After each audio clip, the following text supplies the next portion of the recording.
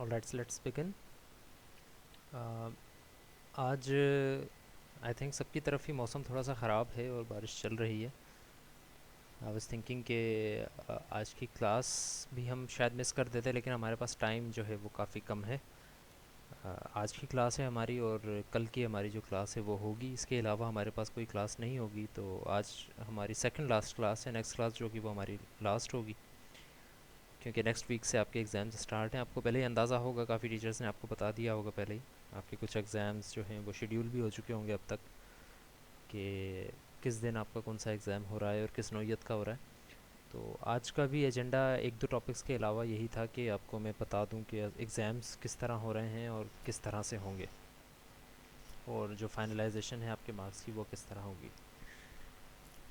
तो यहीं से बात स्टार्ट करता हूँ मैं, कि आपका जो एग्ज़ाम होगा, फ़ाइनल एग्ज़ाम, वो मैं आप सबको बताता चलूँ कि आपका जो फाइनल एग्ज़ाम है, it would be something like like like a take home exam.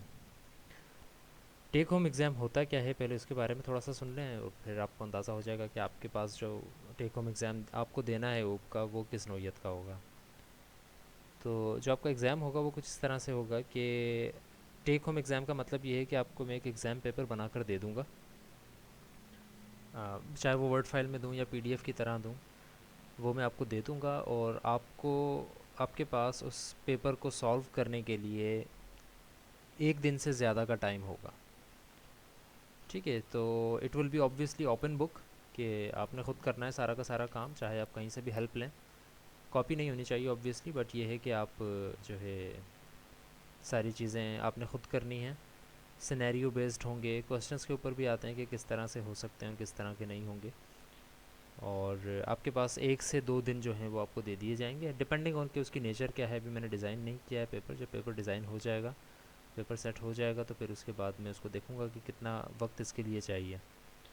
तो 1 से 2 दिन, शायद 3 दिन, आपको कुछ आवर्स की लिमिट दे दी जाएगी। सारी इंस्ट्रक्शंस उसमें लिखी जाएंगी पेपर के अंदर। आपने तकरीबन 15 से 20 मिनट सिर्फ इंस्ट्रक्शंस को समझना होगा कि आपने एक्चुअली पेपर करना किस तरह से, सबमिट किस तरह करवाना है, कितना टाइम है आपके पास। तो इसके ऊपर भी आपने ज़्यादा गौर करना है। तो टेक होम एग्ज़ाम जो है, it will be like an open book exam. आपका ओपन बुक एग्ज़ाम होगा, बट टाइम लिमिट आपके पास ज़्यादा होगी। It would be somewhere between a paper, an open book paper and an assignment. तो assignment के लिए आपके पास 7 से 10 दिन, 15 दिन होते हैं। तो इसके लिए आपके पास इतने दिन नहीं होंगे। ये एक एग्ज़ाम बेस्ड होगा पेपर, हर किसी ने अलग अलग करना है, अपना अपना करना है। और उसके नतीजे में फिर आप जो है वो उसको सबमिट करवाएंगे। 40 मार्क्स का पेपर होगा। अब ये है कि उसके अंदर क्वेश्चंस किस तरह के होंगे। तो क्वेश्चंस को एक दफ़ा ज़रा गौर से अगर सुन लेंगे कि क्वेश्चंस किस तरह के हो सकते हैं, तो देखें क्वेश्चंस इसमें अब बहुत कम चांसेस हैं कि आपके थियोरेटिकल क्वेश्चंस में रखूँ। थियोरेटिकल से मुराद है कि डेफिनेशंस टाइप हो गई, या आपसे पूछ लिया जाए कि भाई इसके ऊपर एक पैराग्राफ लिखें। ये क्वेश्चंस बहुत कम होंगे। ज़्यादातर क्वेश्चन जो ज़्यादा फोकस होगा इस असाइनमेंट का, इस एग्ज़ाम का, वो होगा आपकी कोडिंग स्किल्स के ऊपर, और आपके कंसेप्ट कितने क्लियर हैं। तो इन दोनों के ऊपर इवनली डिवाइड किया जाएगा कि आपसे मैं कोडिंग भी करवाऊंगा सी प्लस प्लस में, जितनी भी हमने काम किया है उसके ऊपर। और आपने जो है आपके कंसेप्ट्स के बारे में भी मैं पूछूंगा। बहुत सारे क्वेश्चंस ऐसे भी होंगे जो कि दिखने में थ्योरेटिकल होंगे, बट एक्चुअली वो कंसेप्चुअल हैं, कि आपके कंसेप्ट्स अगर क्लियर हैं तो आप उनको एड्रेस कर सकते हैं, वरना उसके अलावा एड्रेस करना हर किसी के बस की बात नहीं होगी। उनके बस की बात नहीं होगी जिन्होंने ना पूरे सेमेस्टर पढ़ा और ना ही एग्ज़ाम में उन्होंने पढ़ा। तो ये आपके एग्ज़ाम की नौयत होगी सारी की सारी, जो कि मैंने अभी कम्युनिकेट कर दी है। प्रोजेक्ट जो मैंने आपको दिया था, ऑब्वियसली अब वो प्रोजेक्ट निगलेक्ट हो जाएगा, प्रोजेक्ट नहीं लिया जाएगा। बट ये बात मैं आपको बताता चलूँ कि आपका जो प्रोजेक्ट है वो आप अगर बनाएंगे तो बहुत ही अच्छी बात है। चाहे आपका कोर्स कंप्लीट हो जाए, चाहे आप वैसे ही करना चाहें अपना काम, it would not be graded, graded नहीं होगा आपका प्रोजेक्ट, उसके नंबर्स आपको नहीं मिलेंगे।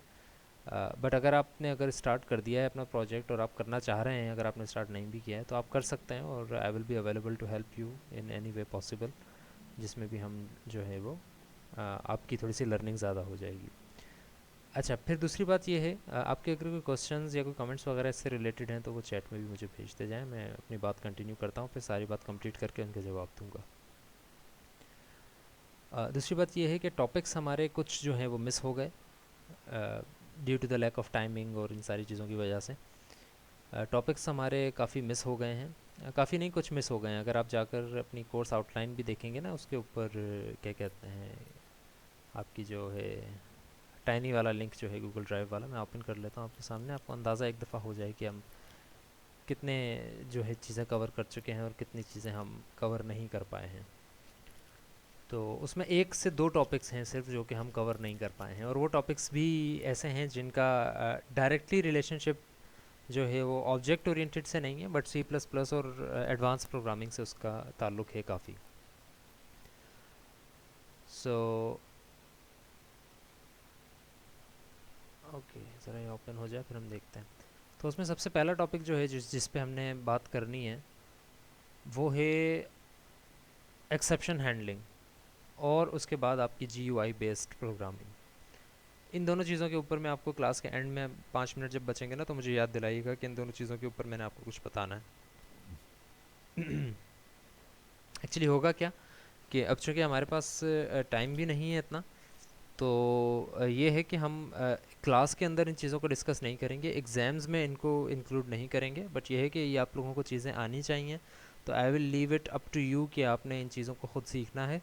और अगर किसी हेल्प की ज़रूरत हो, या अगर आप कहें कि सर ये टॉपिक हमको बिल्कुल समझ नहीं आ रहा, हम इतने स्टूडेंट्स हो गए हैं, तो काइंडली आप हमको ये टॉपिक समझा दें, जूम के ऊपर हम नई मीटिंग एक अपनी तरफ से बना लेंगे। तो कहने का मतलब ये है कि हम ग्रेड्स के अंदर, एग्ज़ाम्स के अंदर इन टॉपिक्स को इंक्लूड नहीं करेंगे जो कि आपकी आउटलाइन में हैं और हम नहीं पढ़ सके हैं, लेकिन उनको फिर भी सिखाना जो है वो हमारी ज़िम्मेदारी है। तो आप ऐसा करें कि आप ख़ुद स्टार्ट करें उन चीज़ों को, और आप होपफुली आपको सारी चीज़ें समझ आ जाएंगी। अगर नहीं भी आती हैं तो फिर आप मुझसे हेल्प लें, हम कोई अपनी मीटिंग वगैरह रख के और उनको जो है वो सॉर्ट आउट कर सकते हैं। तो उन टॉपिक्स को हम जो है वो फ़िलहाल out of the course, out of the exam रख रहे हैं। तो क्योंकि वो एक बहुत लंबे चौड़े जो है वो टॉपिक्स हैं, उनके ऊपर अगर हम जाएंगे तो हमें तकरीबन 1 से 2 वीक्स चाहिए डिटेल में उसको डिस्कस करने के लिए। तो हाफ़ बेक्ड केक की तरह हम उसको नहीं खाना चाह रहे। तो आज की क्लास में एक कुछ टॉपिक्स मैंने आप लोगों के लिए और किए हैं। मैंने कहा कि इन टॉपिक्स के ऊपर अगर हम नहीं जा रहे हैं तो फिर हम कुछ ऐसे टॉपिक्स उठाते हैं जो कि रिलेटेड भी हैं आपकी ऑब्जेक्ट ओरिएंटेड प्रोग्रामिंग से, और छोटे छोटे से टॉपिक्स हैं, उनको हम डिस्कस करके और उनके ऊपर जो है वो बात कर लेते हैं कुछ, ताकि जो हमारे पास कुछ टाइम बचा है उस टाइम को भी हम अवेल कर लें और कुछ नई चीज़ें भी सीख लें। तो अच्छा, एग्ज़ाम की डेट जो है वो अभी फाइनलाइज़ नहीं हुई है। मेरी CRs से गुजारिश होगी, मैं उनके साथ ईमेल भी करूँगा उनको, कि आपके जो बाकी एग्ज़ाम्स हैं वो किस दिन हो रहे हैं, वो अगर आप मुझे बता देंगे ना। क्योंकि अभी कुछ एग्ज़ाम्स की डेट्स टीचर्स ने सेट कर दी हैं ऑलरेडी, तो ऑब्वियसली मैं ये नहीं चाहूँगा कि एक ही दिन आपके दो दो पेपर्स हो रहे हैं। तो आप ऐसा कीजिएगा कि CRs काइंडली ये कीजिएगा कि जितने भी एग्ज़ाम्स आपके शेड्यूल होते जाएँ ना, वो जब तक मैं शेड्यूल ना कर दूं कि आपका इस डेट को होगा ऊप का असाइनमेंट, ऊप का एग्ज़ाम, तब तक जितने भी आपके एग्ज़ाम्स शेड्यूल होते जा रहे हैं उन सब की टाइमली मुझे आप जो है प्रॉम्प्ट भेजते जाइएगा ईमेल के ऊपर कि सर इस दिन सर ने रख दिया है हमारा DLD का, इस दिन होगा, इस दिन होगा, ताकि मुझे एक थोड़ा सा पिक्चर क्लियर रहे कि किस दिन आपका एग्ज़ाम नहीं रखना है। ओके, सो तो कुछ टॉपिक्स मैंने अभी डिसाइड किए हैं जिनके ऊपर अभी हम थोड़ी सी बात करते हैं, और फिर उसके बाद जो है हम अ, अपनी बात को जो है ख़त्म करेंगे। अच्छा, दूसरी चीज़ ये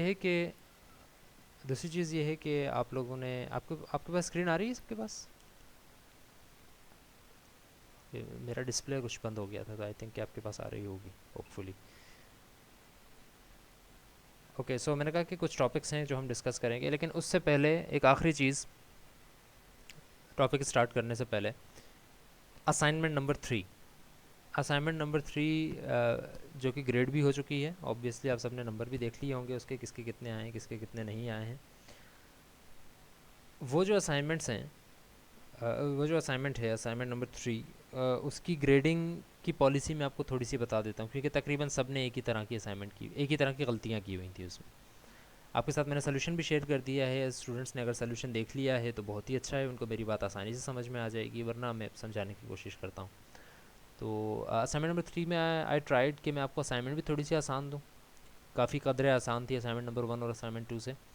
और दूसरी बात यह है कि आपको मैंने ये भी देखा कि असाइनमेंट के जो मार्क्स हैं वो भी मैं ज़्यादा नंबर ना काटूँ। तो आपने ये भी देखा होगा कि 4 से 5 नंबर तो तकरीबन सबको मिल ही गए हैं असाइनमेंट के। तो वो जो 4 से 5 नंबर मिले हैं वो उन स्टूडेंट्स को मिले हैं जिन्होंने बिल्कुल भी वर्क नहीं किया उन चीज़ों के ऊपर जिनका मैंने कहा था।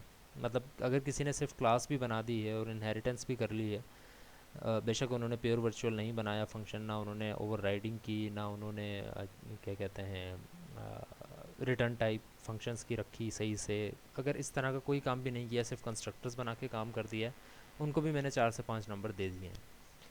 बाकी जिनके नंबर्स कटे हैं मैं आपको 3 चीज़ें बता देता हूँ, 3 से 4 चीज़ें जो कि मेन थी, और अगर आपने वो नहीं की तो आपके पास जस्टिफाइड आंसर है कि आपके नंबर्स क्यों कटे हैं।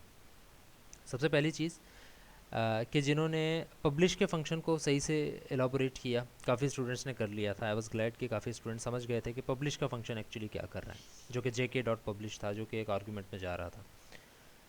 वो जो पब्लिश का फंक्शन था दैट वाज, वो काफ़ी स्टूडेंट्स ने सही कर लिया। जिसने वो क्वेश्चन सही नहीं कर पाया, 1 से 2 नंबर उसके भी कटे हैं। अच्छा, दूसरी चीज़ ये कि वो फंक्शंस जो कि पब्लिश नॉवल और पब्लिश टेक्स्ट बुक के थे, जिनकी रिटर्न टाइप या तो नॉवल थी या फिर टेक्स्ट बुक थी, ये फंक्शंस काफ़ी स्टूडेंट्स ने नहीं बनाए, तो 1-2 नंबर उनके भी कटे हैं जिन्होंने ये जो है फंक्शंस नहीं बनाए। और तीसरी सबसे मेन चीज़ कि जिन्होंने बुक की क्लास के अंदर अपडेट एडिशन का फंक्शन प्योर वर्चुअल नहीं रखा। तो ये 3-4 चीज़ें अगर आप लोगों ने नहीं की तो आपको अंदाज़ा हो जाएगा कि आपकी ये तीनों चीज़ें मिसिंग थी, तो इस वजह से आपके 4 नंबर कटे हैं या 3 नंबर कटे हैं, जितने भी कटे हैं। तो ये सारे नंबर्स आपके इस वजह से कट रहे होंगे। बाकी इसके अलावा छोटी मोटी चीज़ों पे मैंने नंबर नहीं काटे हैं, सबको 4 से 5 नंबर, 6 नंबर तो मिले ही हुए हैं। अच्छा, दूसरी चीज़ ये है कि असाइनमेंट नंबर 3 का सोल्यूशन मैंने आपको दे दिया, उस सोल्यूशन को भी जाकर देखें कि एक्चुअली करना किस तरह से था, और कोई ऐसी चीज़ नहीं है जिसका मैंने आपको ना या तो समझाया ना हो या फिर असाइनमेंट में ना लिखा हो, सारी चीज़ें गिवन थी, तो वो भी आप देख सकते हैं। असाइनमेंट नंबर 3 में कुछ स्टूडेंट्स के 9 नंबर भी हैं, कुछ स्टूडेंट्स के आई थिंक आपके सेक्शन में थे या दूसरे सेक्शन में थे, उनके 9 नंबर इस वजह से हैं क्योंकि उन्होंने काम तो सारा एग्जैक्टली सही किया था, लेकिन उनका काम मैच बहुत हो रहा था दूसरे स्टूडेंट्स के साथ। तो it was a pure plagiarism कि भाई काम तो एग्जैक्टली सेम है बट नाम तक चेंज नहीं किया गया दूसरे स्टूडेंट से। तो ठीक है, मैंने इस पर भी आपके नंबर्स उस तरह से -1 की पॉलिसी नहीं लगाई जिस तरह से मैंने कहा था। सो इन सारी चीज़ों को मद्देनज़र रखते हुए आपकी असाइनमेंट्स जो हैं वो कंप्लीट हो गई हैं। असाइनमेंट 1, 2, 3, मेरे पास एक क्वेश्चन आया हुआ है, असाइनमेंट 1 और 2 के नंबर नहीं दिए, उनका कुछ हो सकता है या नहीं। तो असाइनमेंट्स देखें कि आपकी टाइमली जिसने सबमिट करवा दिया, जिसने सही तरीके से सबमिट करवा दिया, उसको मैंने एक्सेप्ट कर लिया है।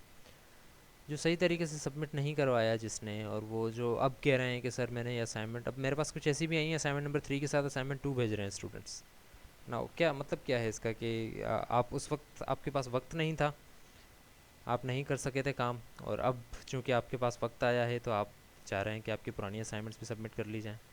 तो ऐसा नहीं है, आपको जो टाइम दिया गया है उस टाइम पे आपने सबमिट करवानी है चीज़ें। जेन्युइन रीजंस को मद्देनज़र रखते हुए मैंने 1 से 2 दिन आपके हर असाइनमेंट में बढ़ाई हैं डेट्स, असाइनमेंट 1 को छोड़ के असाइनमेंट 2 में भी बढ़ाई हैं, असाइनमेंट 3 में भी बढ़ाई हैं। तो ये खामखा की चीज़ें मेरे पास लेकर ना आएँ काइंडली, तो ज़्यादा बेहतर होगा कि सर इस वजह से हम नहीं कर सके। तो एक बात ये हो गई कि असाइनमेंट नंबर 1 और 2 का कोई अब नेमुल बदल नहीं है कि आप वो कर सकें। हाँ, एक चीज़ है जो कि एक दूसरे सेक्शन की वजह से मुझे करनी पड़ी थी। अगर किसी ने लास्ट क्लास जो मेरी हुई दूसरे सेक्शन के साथ उसकी रिकॉर्डिंग अगर देखी है तो उसको भी अंदाज़ा होगा। एक और चीज़ मैं अनाउंस करता चलूँ कि सेक्शन ई जो है, अ, वो मेरे पास मर्ज हुआ। तकरीबन हमारे 4 से 5 हफ्ते गुजर चुके थे जब क्लासेस के, हम असाइनमेंट भी एक ले चुके थे, हमारे 2 एक क्विज़ भी हो चुके थे। तब जो है डिपार्टमेंट की तरफ से मुझे ई सेक्शन भी दिया गया और उसको मर्ज किया गया। तो अब ऑब्वियसली उनके साथ थोड़ी सी इनजस्टिस हुआ कि वो उनके साथ ना वो फर्स्ट असाइनमेंट दे सके, ना वो 1-2 क्विज स्टार्टिंग के दे सके, और ना ही उन्होंने वो चीज़ें सीखी हुई थी जिस लेवल पर हम पहुंच चुके थे, तो उनको काफ़ी टाइम लगा वो चीज़ें सीखने में। तो उनके लिए आपका जो टेक होम एग्ज़ाम होगा, उनके लिए मैं स्पेशली एक क्वेश्चन रखूँगा जो कि उनकी एक असाइनमेंट के मार्क्स के एवज़ होगा। असाइनमेंट नंबर 10, सॉरी असाइनमेंट के जो 10 मार्क्स हैं उनका नेमुल बदल उनके लिए वो एक क्वेश्चन होगा, लेकिन वो सबके लिए नहीं होगा। हाँ, आपको मैं ये कह सकता हूँ कि आपका एग्ज़ाम, फॉर एग्ज़ाम्पल आपका एग्ज़ाम मैं बनाता हूँ आउट ऑफ 40 मार्क्स, तो वो 40 मार्क्स तो आप अचीव कर लेंगे।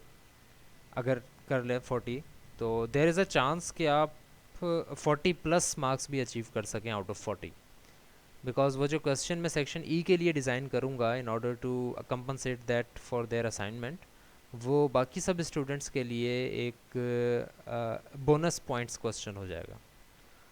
तो अगर आपकी असाइनमेंट्स मिस हो गई हैं तो उसका तो नेमल बदल कोई नहीं है, लेकिन ये है कि अगर आपका पेपर बहुत ही अच्छा हो जाता है और आप जो है क्या कहते हैं उसको, बोनस पॉइंट्स वाले क्वेश्चंस भी कर लेते हैं, तो देर इज़ अ पॉसिबिलिटी कि आप जो है उन नंबर्स को कंपनसेट कर सकें किसी तरीके से। असाइनमेंट्स तो सबमिट नहीं होंगे, असाइनमेंट के आपके आउट ऑफ वही नंबर रहेंगे, बट आपके ओवरऑल नंबर्स जो हैं वो कुछ बढ़ सकते हैं।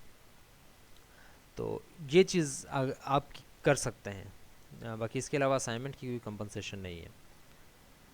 अम, चलें यहाँ तक अगर हम बात ख़त्म करते हैं और टॉपिक स्टार्ट करते हैं। अ,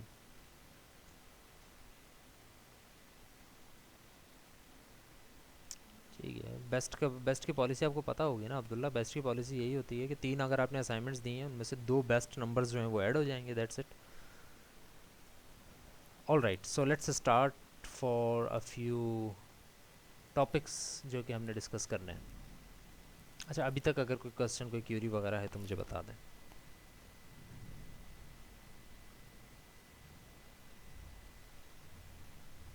एग्ज़ाम होगा, इतनी देर से मैं यही सीख रहा हूँ अब्दुल जब्बार, एग्ज़ाम होगा, प्रोजेक्ट नहीं होगा। एनी अदर कमेंट और question so that we can basically start our topic. Okay, no comments and questions up till now, तो we are just getting started with this topic. जिस तरह से मैंने कहा कि हम बड़े टॉपिक्स को छोड़ के एक दो मैंने चाहा कि छोटे टॉपिक्स जो हैं वो आपके देख लिए जाएं। इसमें जो ओवरव्यू के अंदर आपको लास्ट टॉपिक नज़र आ रहा है, इसके ऊपर भी हम बात नहीं करेंगे। स्टार्टिंग में जो 2-3 चीज़ें हैं उनके ऊपर हम बात करेंगे। सबसे पहली चीज़ है स्टैटिक डाटा मेंबर्स और static member functions, friend classes, dynamic casting. It is a very complicated thing, so अगर आपके पास टाइम हुआ तो आप देख लीजिएगा, कोई हेल्प चाहिए हो तो मुझसे पूछ लीजिएगा। बट एग्ज़ाम के पॉइंट ऑफ व्यू से हम जो चीज़ें डिस्कस कर रहे हैं, जो चीज़ें आपके कोर्स में हैं एग्ज़ाम से रिलेटेड आएंगी, वो हम आज की क्लास के अंदर कंप्लीट कर रहे हैं। So number 1 is static data members. What are static data members? So static data members ऐसे डाटा मेंबर्स होते हैं जो कि इंडिपेंडेंट ऑफ एनी ऑब्जेक्ट होते हैं, इंडिपेंडेंट ऑफ एनी ऑब्जेक्ट होते हैं। तो फॉर एग्जांपल क्लास के अंदर आपने कोई चीज़, कोई एक डाटा मेंबर बनाया हुआ है, तो वो डाटा मेंबर तब तक एग्जिस्टेंस में नहीं आता जब तक कि आप उस क्लास का ऑब्जेक्ट नहीं बना लेते। तो जब आप ऑब्जेक्ट बनाते हैं तब वो चीज़ एक्चुअली जो है वो एग्जिस्टेंस में आती है, उसके अलावा वो चीज़ एग्जिस्टेंस में नहीं होती। इसी तरह आप कोई मेंबर फंक्शंस भी इस तरह के बनाना चाहते हैं जो कि आप चाहते हैं कि ऑब्जेक्ट बनाने के अलावा भी उस फंक्शन को आप कॉल कर सकें, रादर देन कि आपको सिर्फ उस फंक्शन को कॉल करना है। फॉर एग्जांपल सिर्फ प्रिंटिंग का फंक्शन है या सिर्फ स्वैप करनी है वैल्यूज़ आपने, या कोई इस तरह का फंक्शन है, और आप ये चाह रहे हैं कि why would I have to make an object in order to call that function just because it is a member function. तो क्यों ना उस ऑब्जेक्ट को भी आप जो है स्टैटिक उस मेंबर फंक्शन को भी आप स्टैटिक बना दें इन ऑर्डर टू सी के वो जो डाटा मेंबर, वो जो फंक्शन है, उसको आप independent of any object call कर सकें। तो इसके बहुत सारे फ़ायदे भी हैं। नुकसान तो खैर इतने ज़्यादा नहीं है, नुकसान नहीं कहना चाहिए उन चीज़ों को जो कि इसके डिसएडवांटेजेस हैं, बट ये है कि एडवांटेजेस इसके कुछ ज़्यादा हैं। सो बात स्टार्ट करते हैं स्टैटिक डाटा मेंबर्स से। स्टैटिक डाटा मेंबर्स, जिस तरह से मैंने कहा कि independent of any kind of object होते हैं, तो जिस तरह से मैंने कहा कि स्टैटिक डाटा मेंबर्स जो हैं वो इंडिपेंडेंट ऑफ एनी ऑब्जेक्ट होते हैं। अच्छा, समटाइम्स इट इज़ नीडेड, इसकी ज़रूरत क्यों पेश आई कि भाई sometimes it is needed to store data in a class regardless of any object. जिस तरह से मैंने कहा कि आप डाटा कुछ स्टोर करना चाह रहे होते हैं क्लास के अंदर रिगार्डलेस ऑफ एनी ऑब्जेक्ट के, लाजमी नहीं है कि आपको कोई ऑब्जेक्ट नज़र आए तभी आप उसमें डाटा स्टोर या मैनिपुलेट कर सकें। तो उस सिचुएशन में आप जो है चाहते हैं कि आपका डाटा क्लास के अंदर स्टोर हो जाए। So suppose a class quality has a data member which is a static data member named data. So in order to access data, the scope resolution operator is used with the class name. So like I said, कि just because it is not dependent on any object, so what is it dependent on? It is dependent on the class name. So आप इसको dot operator के साथ इस्तेमाल नहीं कर सकते, आप डायरेक्ट क्लास का नाम लिखेंगे, स्कोप रेजोल्यूशन लगाएंगे और जो स्टैटिक डाटा मेंबर है आपका उसको लगाकर और इक्वल टू 6 कर दें, या जो भी आपने डाटा स्टोर करवाना है आप वो कर दें। तो इस सिचुएशन के अंदर आप जो है वो काम कर सकते हैं। ऑल राइट, सो आप इसको क्वेरी लिख के, क्लास का नाम लिख के और स्कोप रेजोल्यूशन लगा के डाटा इक्वल टू 6 अगर करेंगे तो आपको अंदाज़ा होगा कि you can access and store this the data in this data object, in this data member, regardless of any object. तो ये बात हो गई। अब इसमें फ़ायदे क्या क्या हैं स्टैटिक डाटा मेंबर के? अगर आप इंडिपेंडेंट ऑफ एनी ऑब्जेक्ट इसको सेव करते हैं डाटा को, तो इससे ये होता है कि आप ट्रैक रख सकते हैं। फॉर एग्जांपल अगर आप ट्रैक रखना चाहते हैं कि आपने कितने ऑब्जेक्ट्स बना लिए हैं इस क्लास के, तो अगर आपने कितने ऑब्जेक्ट्स बना लिए हैं इसका ट्रैक रखना है, तो इस सिचुएशन के अंदर आप क्या कर सकते हैं, आप ये कर सकते हैं कि आपने एक स्टैटिक डाटा मेंबर बना लिया। अब उसके अंदर जो डाटा आपने सेव किया है वो डाटा का वैसा सेव रहेगा जितने भी ऑब्जेक्ट आप बना लें। तो आप जितने भी ऑब्जेक्ट बना लें उन सब के लिए उस एक डाटा मेंबर की जो कि स्टैटिक है उसकी अलग अलग कॉपी नहीं बनेगी, बल्कि एक ही जगह बना हुआ होगा और वो क्लास के थ्रू एक्सेस हो रहा होगा रादर देन कि किसी ऑब्जेक्ट के थ्रू। अभी तक ऐसा ही होता है कि जितने भी डाटा मेंबर हम बनाते हैं वो हर ऑब्जेक्ट के लिए उनकी एक अलग कॉपी बनती है, और जिस ऑब्जेक्ट के थ्रू आप उसको कॉल करना चाह रहे होते हैं उस ऑब्जेक्ट को जो है आप ऑब्जेक्ट का नाम लिख के डॉट ऑपरेटर लगा के उसकी चीज़ कॉल कर रहे होते हैं। लेकिन स्टैटिक में इस तरह नहीं है। इसकी एग्जांपल मैं आपको शो कर देता हूँ।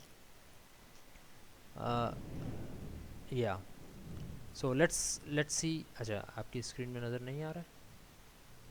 Okay, so look it here कि एनिमल की मैंने एक क्लास बनाई है। अभी फ़िलहाल इसको छोड़ दें कि हमने फॉरवर्ड डिक्लेरेशन क्यों की है और ये फ्रेंड क्लास क्या है, इसके ऊपर बात करते हैं बाद में। अभी just simple take it as a simple class कि भाई एनिमल की एक क्लास है, उसके अंदर एक तो आपका डाटा मेंबर है इंट टाइप और एक है आपका इंट काउंटर। अब ये जो इंट काउंटर है ये आपका जो है वो क्या कहते हैं उसको, स्टैटिक बना हुआ है।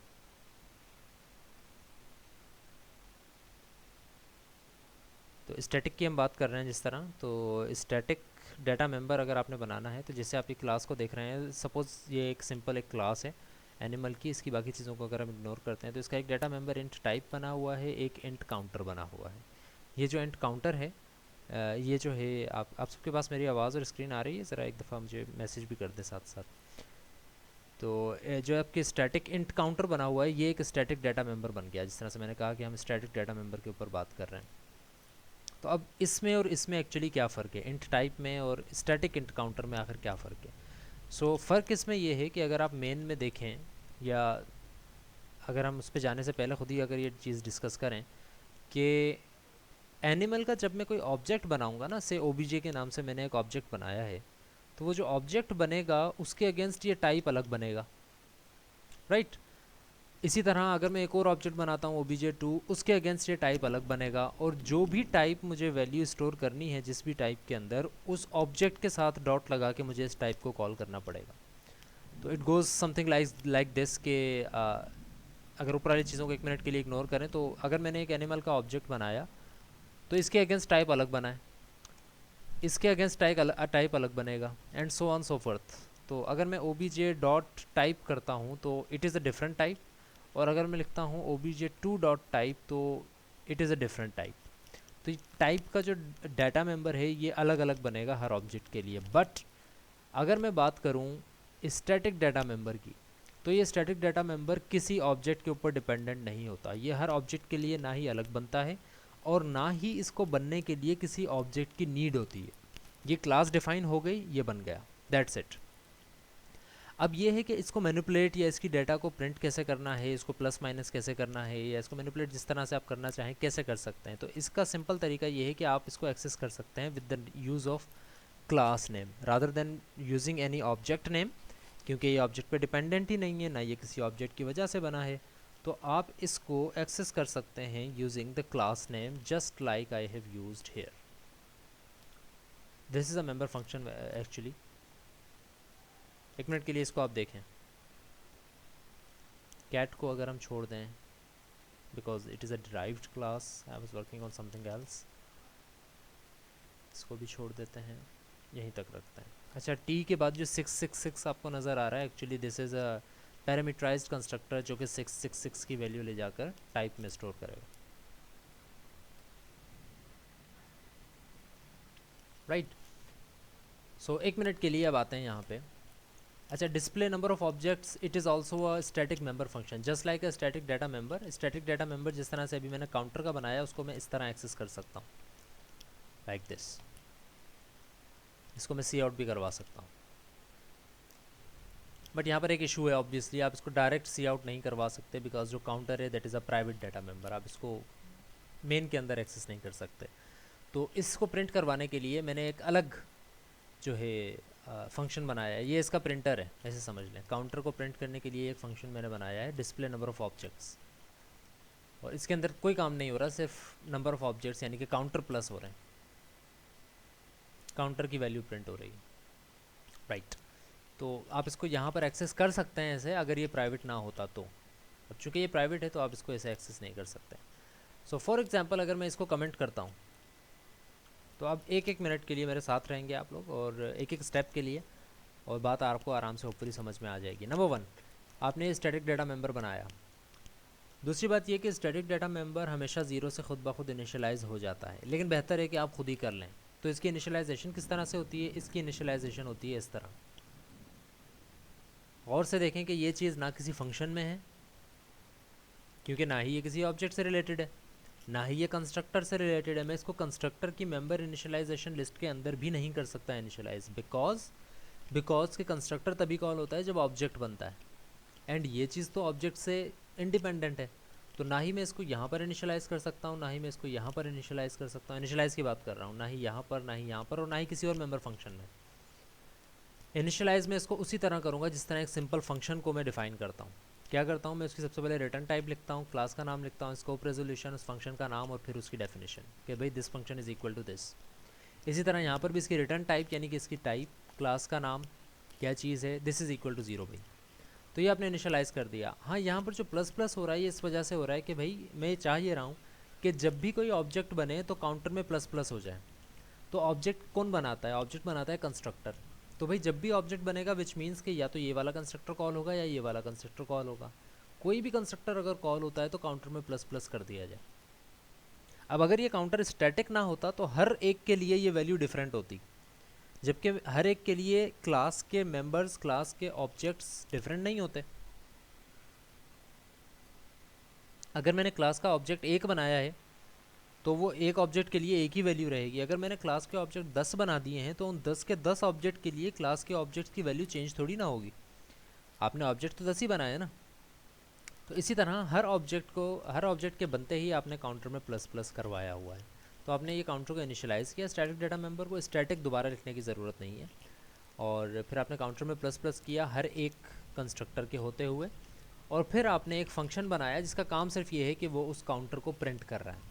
अब देखें यहाँ पर भी आप काउंटर नहीं लिख रहे, सिर्फ यहाँ पर आपने प्रिंट किया तो सिर्फ टाइप लिख दिया, बिकॉज टाइप ऑब्जेक्ट से रिलेटेड है भाई। जिस ऑब्जेक्ट के थ्रू आप इसको कॉल करोगे उस ऑब्जेक्ट का टाइप प्रिंट हो जाएगा। या इसको दूसरे लफ्ज़ों में, अगर आप मेरे साथ रहें और आप बारीकियों को समझें, तो इसको दूसरे लफ्ज़ों में ऐसे भी लिखा जा सकता है कि भाई किसका टाइप प्रिंट करना है? दिस का। दिस में किसका एड्रेस होता है? जिसके थ्रू इस फंक्शन को कॉल किया जाएगा उसका एड्रेस होगा यहाँ पे। यानी कि बात वही है कि भाई जिसके थ्रू फंक्शन कॉल हो रहा है उसका टाइप प्रिंट कर दिया जाए।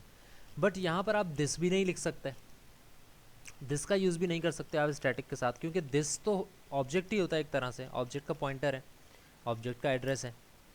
तो अगर कोई ऑब्जेक्ट ही नहीं है, ये किसी ऑब्जेक्ट पर ही डिपेंडेंट नहीं है, ना ही ये किसी ऑब्जेक्ट के अगेंस्ट बना है, तो how can you print that, how can you use that using a this operator? तो आप इसके साथ दिस ऑपरेटर भी यूज़ नहीं कर सकते। आप इसको खाली काउंटर भी नहीं लिख सकते।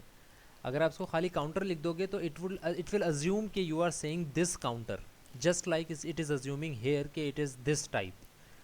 यहाँ पर this counter, and there is no such thing as this counter, क्योंकि काउंटर कोई डाटा मेंबर है ही नहीं। तो आपको स्पेसिफाई करना पड़ेगा कि this is actually static data member, it is a class variable. Static data member को दूसरे लफ्ज़ों में हम कहते हैं क्लास वेरिएबल, क्योंकि it is dependent on only class, not on any object.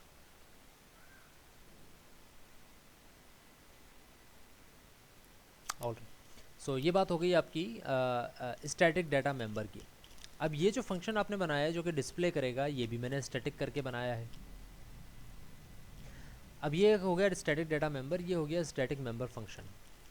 इन दोनों में एक रिलेशनशिप ये है कि जो आपका स्टैटिक मेंबर फंक्शन होता है, सॉरी स्टैटिक डाटा मेंबर जो होता है, it can only B accessed with a static member function.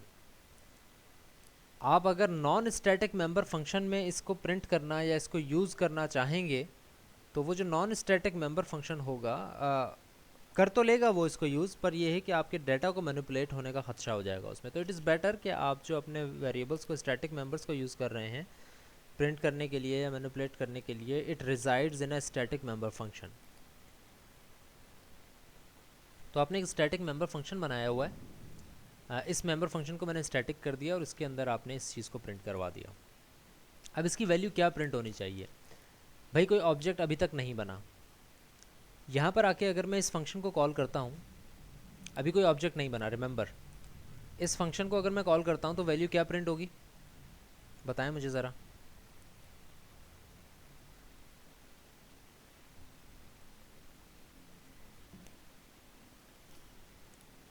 बताएं ज़रा मुझे। आउटपुट आ गई है। आई वांट कि आप ज़रा इसको समझें।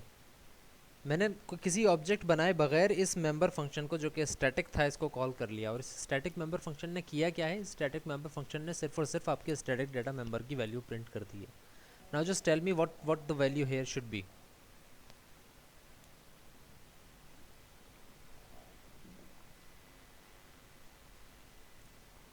Exactly, it will be a zero value. It will be zero value. No, Mudassir Akram, you are wrong. Mauzam Ali का जवाब सही है कि वो कह रहे हैं कि ज़ीरो आएगी वैल्यू। इसकी रीज़न मैं आपको बता देता हूँ कि ज़ीरो क्यों आएगा। रिमेंबर कि यहाँ पर कोई ऑब्जेक्ट नहीं बना, अभी तक सिर्फ क्लास डिफ़ाइन हुई है। क्लास डिफ़ाइन हुई है, इसका मतलब है कि ये सारी चीज़ें डिफ़ाइन हो गई हैं और ये सारी चीज़ें डिफ़ाइन हो गई हैं। इसमें देखें, ये भी डिफ़ाइन हो गया, ये भी डिफ़ाइन हो गया, ये भी डिफ़ाइन हो गया, ईच एंड एवरीथिंग इज़ डिफ़ाइंड। साथ ही साथ ये चीज़ भी डिफ़ाइन हो गई क्लास बनते ही। जिस तरह मेंबर फंक्शंस डिफाइन होते हैं ना क्लास बनते ही, इसी तरह ये चीज़ भी देखें मेंबर फंक्शन से अलग है, तो ये चीज़ भी साथ ही साथ डिफाइन हो जाएगी कि काउंटर इक्वल्स टू ज़ीरो। और ना ये चीज़ कॉल हुई अभी तक, ना ये चीज़ कॉल हुई। ये चीज़ें कब कॉल होंगी? जब कोई ऑब्जेक्ट बनेगा। अभी तक कोई ऑब्जेक्ट नहीं बना, इसका मतलब है काउंटर की वैल्यू इस जगह पर है ज़ीरो। तो जो मैंने प्रिंट करवाया था, एनिमल हैज़ ज़ीरो ऑब्जेक्ट्स, अभी तक कोई ऑब्जेक्ट उसका नहीं बना। अब अगर आकर मैं एनिमल का एक ऑब्जेक्ट बनाता हूँ, या चलें 6 ऑब्जेक्ट्स बना लेते हैं एनिमल के, सॉरी 6 ऑब्जेक्ट्स बना लेते हैं एनिमल के। S0 भी बनेगा, S1 भी बनेगा, S2 भी बनेगा, S3 भी बनेगा। अब हर S0 के अगेंस्ट, यानी कि S0 जब बनेगा तब ये फंक्शन कॉल होगा, यानी कि काउंटर में प्लस प्लस। फिर जब S1 बनेगा तब भी यही चीज़ कॉल होगी, इसमें काउंटर में प्लस प्लस। नाउ रिमेंबर कि काउंटर की वैल्यू वही रहेगी बिकॉज वो क्लास डिपेंडेंट है।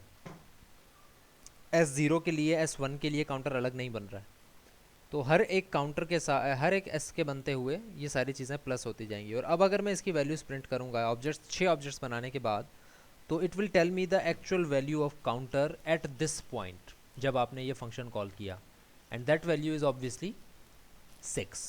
तो आपने काउंट कर लिया कि भाई इस क्लास के कितने ऑब्जेक्ट्स बने हैं। इसी तरह अगर मैं यही फंक्शन यहाँ पर कॉल करता हूँ, तो क्विकली बताएं ज़रा क्या जवाब आएगा।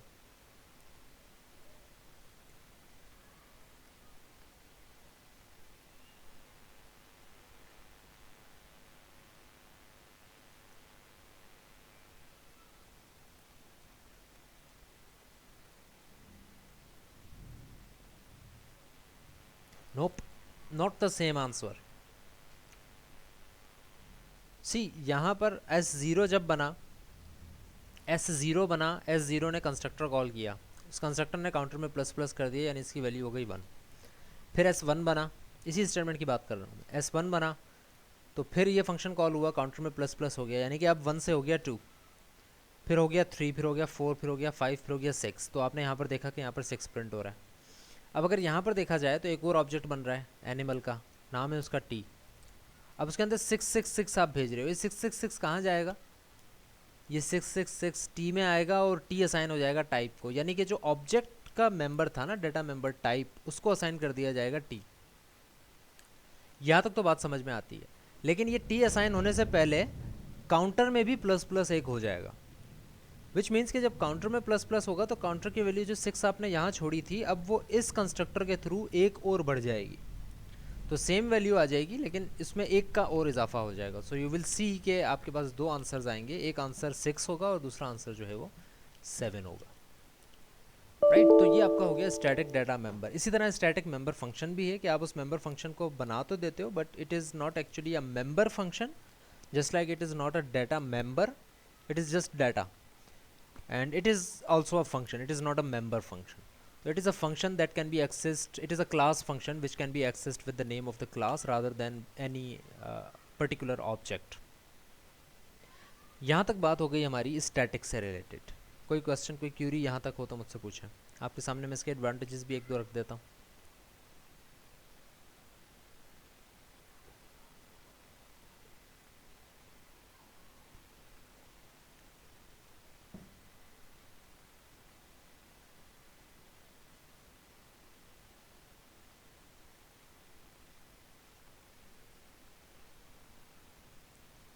अटेंडेंस एलएमएस के ऊपर ज़रा मार्क कर दें सबके सब स्टूडेंट्स जाके खुद ब खुद.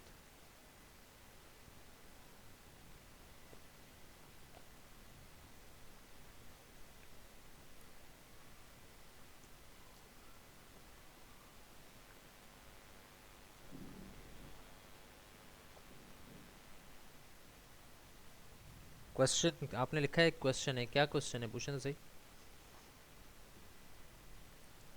अच्छा आप बोलना चाह रहे हैं 1 मिनट के लिए. जी मौज़म.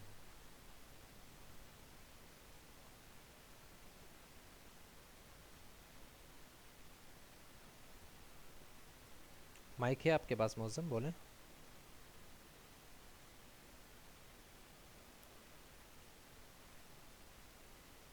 आवाज़ नहीं आ रही मेरे पास आपकी. बाकी स्टूडेंट्स के किसी के पास आ रही है. श्योर आपके शायद माइक में कोई इशू है. ओके सो नेवरदलेस यहाँ तक आई थिंक अब कोई क्वेश्चन नहीं है. जो लोग रिकॉर्डिंग देखेंगे इस लेक्चर की उनके लिए भी मेरे ख्याल से ऐसा कोई क्वेश्चन नहीं होना चाहिए स्टैटिक से रिलेटेड. आपको मैंने इसकी इनिशियलाइजेशन बता दी है, आपको मैंने इसकी डिक्लेरेशन बता दी है, और इसकी प्रिंटिंग वगैरह भी आप कर सकते हैं, और एक्सेस किस तरह से करना है मैंने वो भी आपको बता दिया है. अगला टॉपिक है आपका इसका. ओके स्टैटिक मेंबर फंक्शन की बात हो रही है. Friend classes. Okay, your question is Mausam Al-Yunar, your question is कि sir can we call a static member of a class in main.cpp from an abstract class? Okay.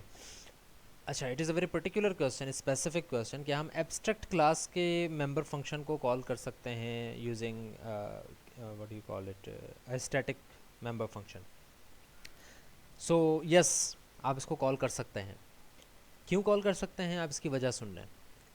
आप call इस वजह से कर सकते हैं क्योंकि abstract class limit you to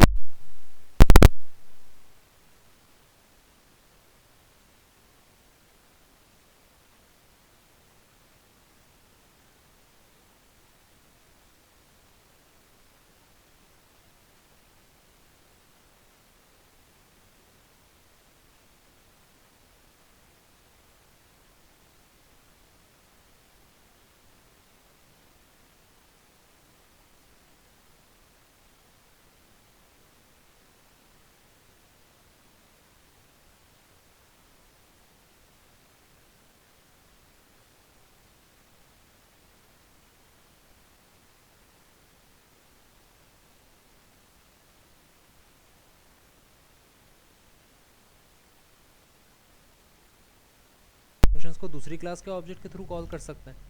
सो ये हो सकता है. एक तो फ़ायदा ये है इसका कि आपने एब्स्ट्रैक्ट क्लास में जो फंक्शंस बनाए हैं वो क्यों बनाए हैं, वो इस वजह से बनाए हैं ताकि आप उसको इनहेरिट कर सको चाइल्ड क्लासेस के अंदर. और दूसरा ये है कि आप उसमें स्टैटिक मेंबर्स भी बना सकते हो, static data members, static member functions भी बना सकते हो कि आपको इनहेरिटेंस भी ना करनी पड़े, फिर भी आप उन फंक्शंस को कॉल कर सकते हो कि आप उनको जो है वो इनहेरिट किए बगैर आप उसकी चीज़ें कॉल कर सको. तो आप ऐसा कर सकते हैं बिल्कुल. ओके अटेंडेंस काइंडली खुद ही मार्क.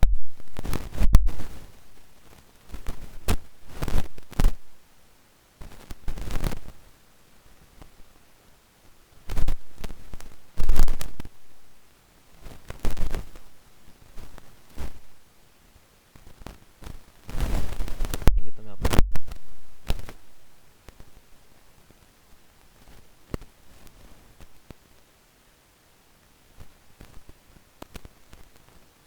सारा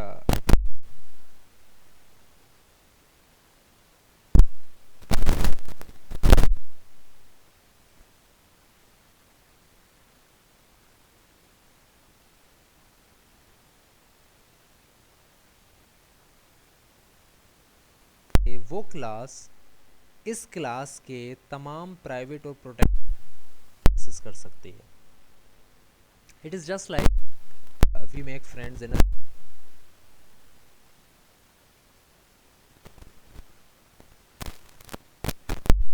इसको ग्रैब करने के लिए थोड़ी सी बात सुनने और आप इसको समझने की कोशिश करें।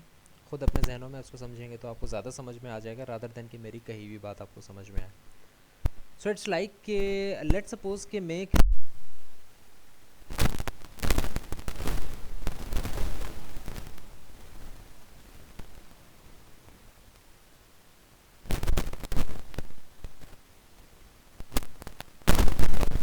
यहाँ पर भी आपको समझने में बात आसानी हो जाएगी।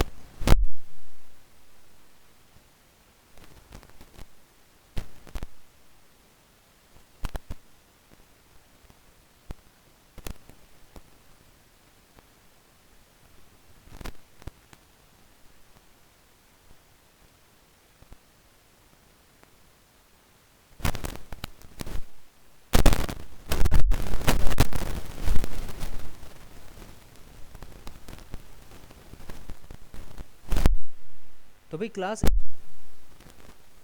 बी के पास अपने डेटा मेंबर का भी एक्सेस है और ए का भी एक्सेस है, क्योंकि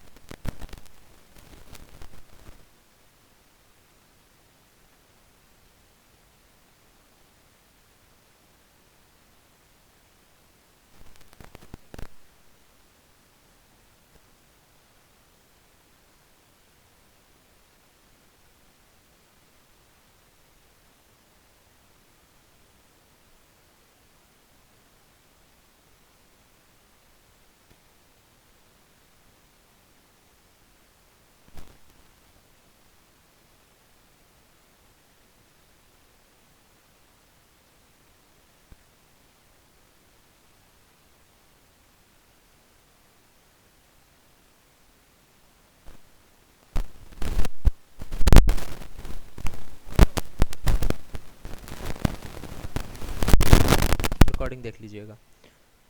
सो हमने बात ये की कि फ्रेंड क्लास किस तरह से है। फ्रेंड क्लास बनानी इस तरह से है कि आपने अच्छा फ्रेंडशिप इज़ नॉट इनहेरिटेड, ये भी समझ लें। ऐसा नहीं है कि आपने एक क्लास को फ्रेंड कर दिया तो उसके सारे चिल्ड्रन की फ्रेंड हो गई, वो ऐसा नहीं है।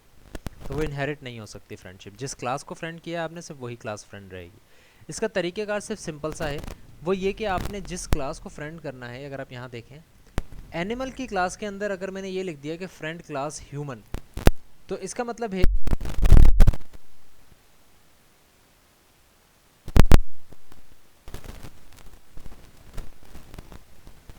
के पास पावर आ गई है। ह्यूमन अब अपने मेंबर्स तो एक्सेस कर ही रहा था, लेकिन एनिमल की लिखी है प्राइवेट और प्रोटेक्टेड डाटा मेंबर्स को भी वो एक्सेस कर लेगा। ह्यूमन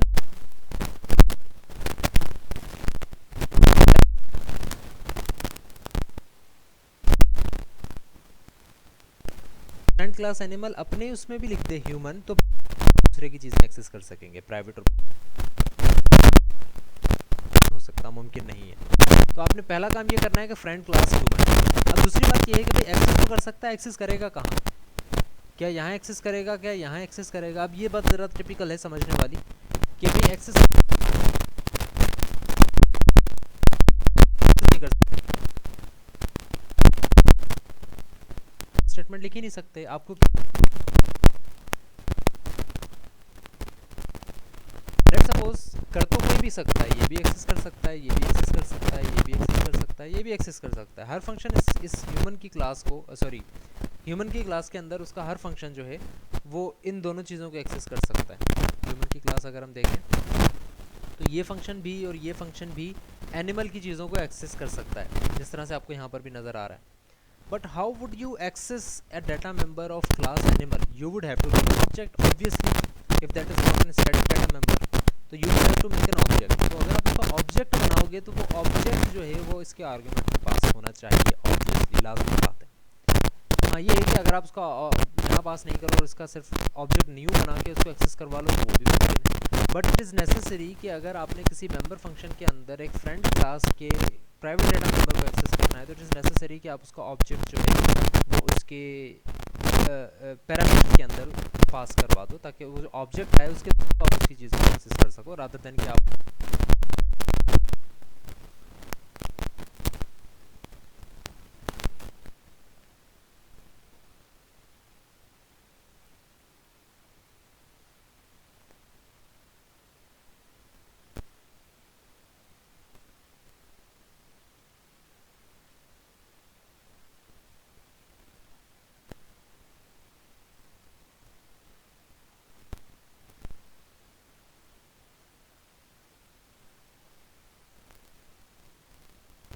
फ्रेंड क्लासेस ये पूरा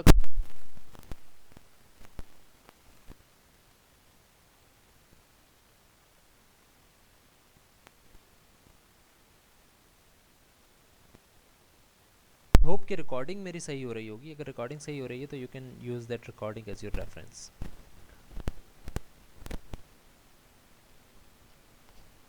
ओके, मोहम्मद मौज़म अली उन्नड़ जी क्या कह रहे हैं आप?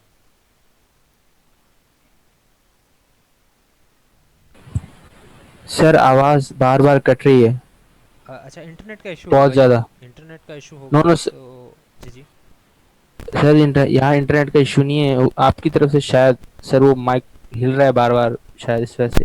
अच्छा चलें, मैं उसको देख लूँगा। खैर अब तो हमारे पास टाइम भी नहीं है, मैंने रिकॉर्डिंग सारी कर ली। आई होप कि अगर रिकॉर्डिंग सही होगी तो वो आप उसको देख सकते हैं यूट्यूब ओके सर, पे। All right. इंशाल्लाह। चलें, अब कुछ चीज़ें जो कि मैंने आपको कहा था कि एंड ऑफ द क्लास में आपको बताऊँगा। ये तो टॉपिक्स की लिस्ट अभी यहाँ पर कंप्लीट होती है, लेकिन इन सब के अलावा एक्सेप्शन हैंडलिंग का सबसे बड़ा टॉपिक जो कि हमसे मिस हो गया, एक्सेप्शन हैंडलिंग। और दूसरी चीज़ GUI बेस्ड प्रोग्रामिंग। आप लोगों को कुछ टॉपिक्स बता देता हूँ।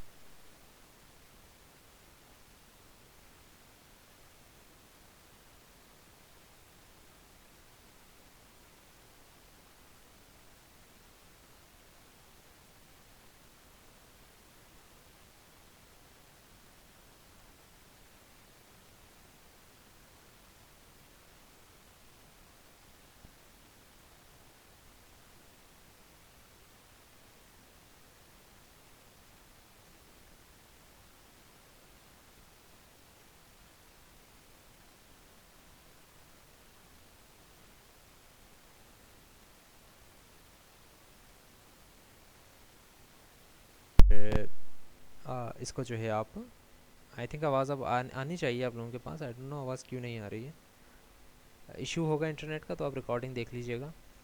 तो अलेग्रो की बात हम कर रहे थे कि अलेग्रो जो है वो आप कर सकते हैं अलेग्रो के ऊपर काम।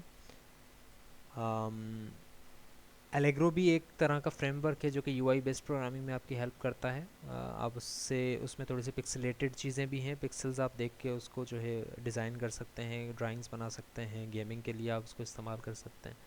अलेग्रो का जो फ्रेमवर्क है वो आप इस्तेमाल कर सकते हैं with any what do you call it, IDE. Code blocks के ऊपर भी आप चला सकते हैं, सी प्लस प्लस की प्रोग्रामिंग में आप डेव के ऊपर भी चला सकते हैं। क्यूटी जो है उसके लिए एक अलग फ्रेमवर्क आता है, उसके लिए एक अलग आईडीई खुद का आता है वो, तो आप उसको भी हेल्प लेके आप उसको चला सकते हैं। तो क्यूटी फ्रेमवर्क पे आप काम करें, क्यूट फ्रेमवर्क को कहते हैं, या फिर अलेग्रो पे काम करें, यूआई बेस्ड प्रोग्रामिंग आप इस पे कर सकते हैं यूजिंग सी प्लस प्लस।